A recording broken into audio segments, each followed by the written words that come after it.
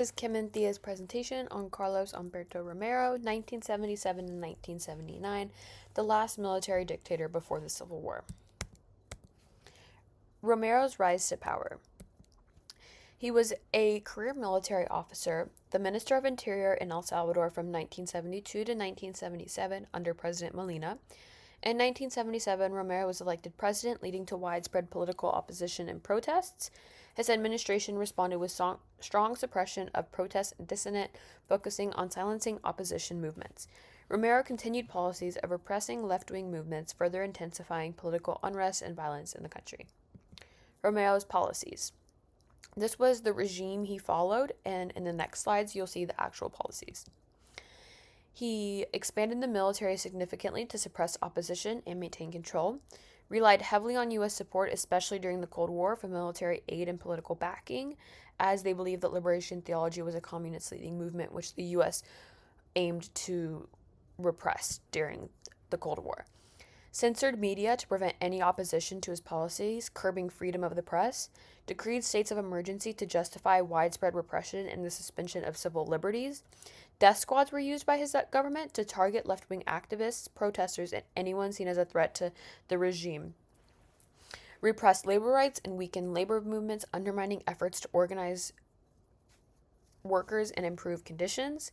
And Romero's administration worked to preserve the power of the elites and maintain economic inequality, as over half the population in El Salvador was living in poverty, ensuring that the wealth remained concentrated among the ruling class.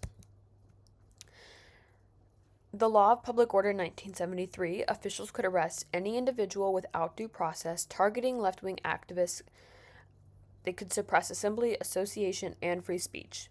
Decree 2020, 1977, allowed military and police to suppress oppression, enhancing violent interaction with citizens. Decree 91, 1979, authorized Romero's government to arrest any individual suspected of oppression to the government, really targeting the liberation theology regime and their movement. The Press Law, 1973, allowed for Romero's administration to suppress and censor media. The Anti-Communist and Anti-Subversion Decree in 1979, the legislation passed to suppress communist and left-wing protesters/supporters.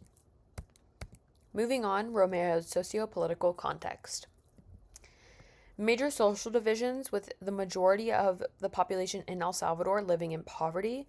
The government in Romero neglected these divisions, dominated by a small group of elite individuals.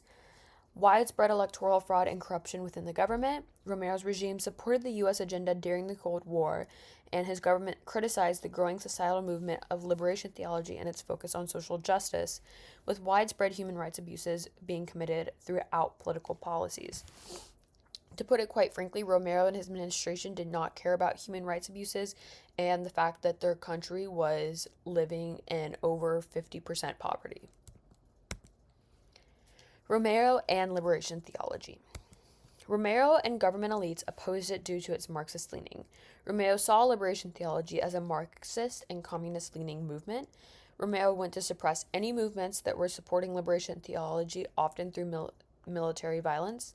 Romero's administration and military supported using guerrilla tactics against supporters, and also had a lot of U.S. support and aid in doing this. Moving on, as president, he was overthrown for his extreme regime and suppression in 1979. El Salvador was on the brink of a civil war, which was seen through Romero's overthrow. He died in 2017 at the age of 92. Romero's impact on the liberation theology regime. Romero's administration highly suppressed the liberation theology movement. They suppressed media representation of liberation theology, took violent approaches, and arrested those who supported liberation theology. And ultimately, Romero and his administration believed it was a left-wing communist ideal. Impact on resistance movements. Romero's administration greatly repressed resistance movements, would ban political parties of resistance movements so they were not able to have their voice heard. Resistance movements began to use guerrilla warfare as the government responded extremely violently to the liberation theology movement. Thank you for listening. Have a good day.